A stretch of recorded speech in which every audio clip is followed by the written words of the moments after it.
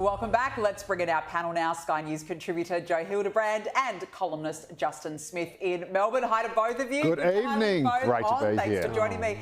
Now, what a lineup this is. That's right. That's what I'm just saying. Well, this is a phenomenal lineup this evening. I feel a pleasure. It feels a pleasure to be amongst you both. Certainly the better looking lineup than usual. Well, I would agree with that, absolutely. Oh, now, yeah. Standards just shot through the roof. Well, exactly. Look out, Chris Kenny. Now, look, we're going to start, of course, with the coalition, the band. They're back together. It was really all smiles between Sussan Ley and David Littleproud today.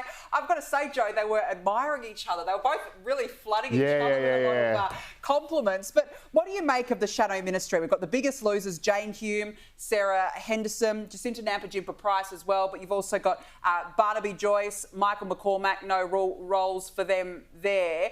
What do you make of the lineup? Yeah, look, I think obviously Michael McCormack and Barnaby Joyce have both been making noises about David Littleproud's leadership, so it's probably no surprise that he didn't put their names forward for the coalition's quota. I think probably a mistake to have Jacinta Price, I would say anywhere but Indigenous affairs.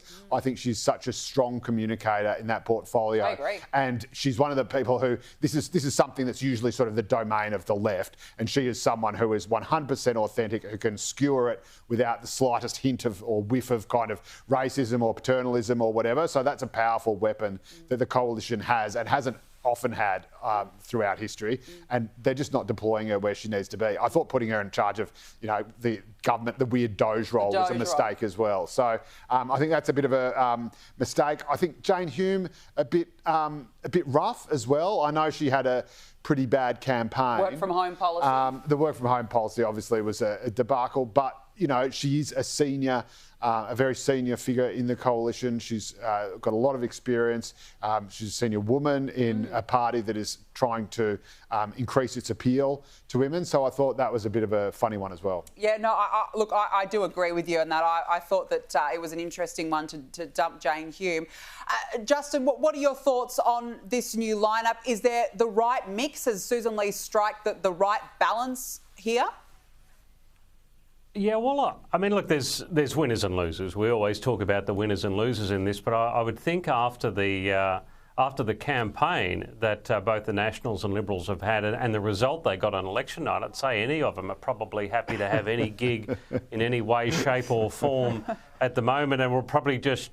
if it was me, I'd probably just shut my yap and say thank you very much and just leave it at that, to be honest, after that campaign. But I think, it's always going to be interesting, whether it's in government or opposition and they put a new team together, particularly after they've had a loss like this and there's been some soul searching. It's what happens after the first, and I hold my fingers up in quotation marks, after the first crisis, after the first gaffe, after the first problem.